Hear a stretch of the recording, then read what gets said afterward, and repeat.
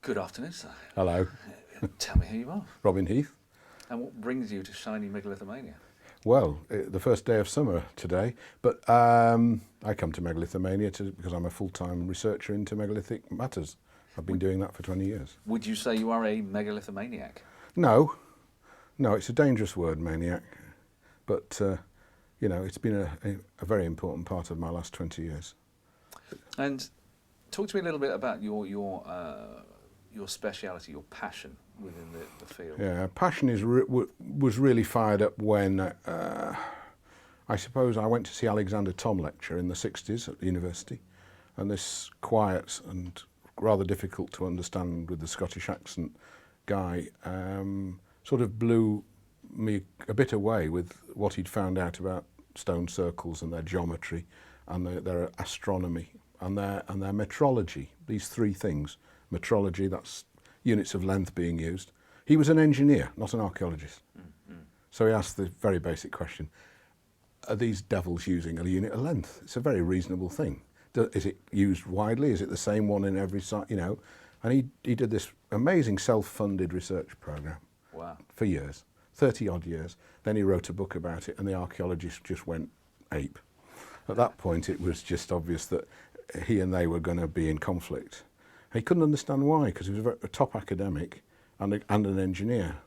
So he had what everybody wants, which is he's got the head and he's also got the practical skills. And so I went to listen to this lecture, and then, like as you do, life moved on. I got married, but I kept this sort of bubbling away because megaliths had featured a bit in my childhood. I lived in the Peak District, where there are many, and my father didn't know much about them. Now there's a point, isn't it? When your dad proves not to know everything, that's when you begin to become an adult. Absolutely. And so there were some questions like, how old are they? And I picked it up again in the 80s and went to live in Wales very soon after, where I've been ever since, and France. Very fascinating time. So talk to me a little bit about Wales, because obviously most people know about Stonehenge, they know a little about Avebury, they know about some of the lesser known ones, some of the stuff in Brittany and Carnac. Yeah. Talk to me about some of the megalithic sites in Wales. Well, the one everybody sees, and it's on the National Park brochure, is Pentree Van, which is the big chambered tomb.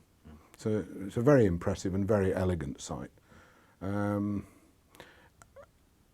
What Wales hasn't got is a very closely packed set of stone circles anywhere. They're dotted fairly evenly throughout Wales, but in the area where I live, there's an awful lot of dolmens that are very, very important. They're very important for many reasons, not all of them to do with my work, but they have provided some of the archaeological evidence to support the pushing back of the age of these things, which I'm making a very presumptuous guess of your age now, but in our lifetime, they've been pushed back from sort of 1800 BC to perhaps further back than 4000 BC, some of them, particularly in Brittany, where there are dolmens that are dated well accurately at 4800 BC. So that we've got a concentration near where we live of those, and there's standing stones everywhere all over Wales. There's plenty of those. But the archaeologists never really had a grip on them. So Wales has never really, in my view, been explored from an archaeoastronomy point of view. So I'm doing sort of Alexander Thom's, the bits he would have done if he'd spent more time in Wales, I'm trying to mop up. And that's been thrilling. And are you finding that these archaeoastronomical alignments, are they connected not only with the stars but with each other, these other sites? Do they correspond? Well, joining up the dots has been a very major part of my recent work, particularly in Brittany as well. Most of these dolmens are doing the same thing astronomically. They're aligned to key sun and moon positions. They can be detected, corrected for the change in the Earth's tilt, calculated. This is all sort of the routine stuff that archaeologists do when everyone's watching telly. And the outcome of it is that they all respond very... and over the years, I've been there on the right day and taken the right photo at the right time, and it's pretty hard to argue with that when you've actually, it's not any longer a theoretical idea, you've got the picture.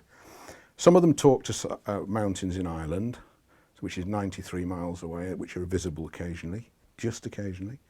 So some of the alignments are also, in addition to the sun setting there, are going into the highest mountain top in Wicklow or Leinster, or or North Wales. It's to the mountains of Mourne and those northern Irish mountains, and of course it's like Aladdin's cave, because no one's done this work. No one's actually, because archaeology hasn't been asking these questions. It's been asking a different set of questions, perfectly valid, but they don't address the question of astronomy or metrology or geometry. And I think this is the missing component. Well, I'm not the first person to say that. No, I would agree entirely. Yeah, entirely. I mean, the big question, I suppose, then is why? If you have a proven correlation to archaeoastronomical phenomena, why? Well, it's quite clear. It is to me, anyway. There comes a point where it's almost boring to find yet another site that's doing the same thing. I've reached that point now with many sites. I don't mean the work is boring, but it's not feeding me with the answer to your question. This is something that needs you stand back from, and you look at your work and other people's work, and you say, well, what was the overall driver for this? Why would you build a dolmen whose axis of symmetry is on the midsummer sunset? Or a moonrise at the extreme 18-year cycle. The conclusion I've come to is that these guys actually did have a form of number intelligence which wouldn't be like our mathematics, but they could certainly count.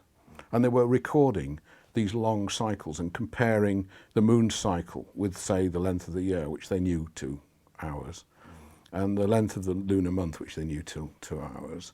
And I think Alexander Thom was quite right when he said on the not the Horizon, the Chronicle documentary, when he said these devils were, I keep wanting to say buggers, but I'm on camera, so you've got to be careful. And also, Americans don't like that word. But these devils, they were monitoring. The top of the thing was the prediction of eclipses, and then you've got to ask, well, why were they so important? I think we were dealing with a culture that had discovered something else that really is very much not acceptable in archaeology, which is, I think, they discovered in the numbers that they were getting mathematical correlations that blew them away, as it blew me away. Because I think some of my work has been the rediscovery of those, such as, the whole of the Sun, Moon, Earth system can be described by a 5, 12, 13 triangle. You can do everything with a piece of rope. If you make a 5, 12, 13 triangle with it, you can predict the next eclipse for years. You can predict how the moons are going to fall on what date. You can even do tidal work with it. And that is just a minor miracle that the cosmos is structured that way.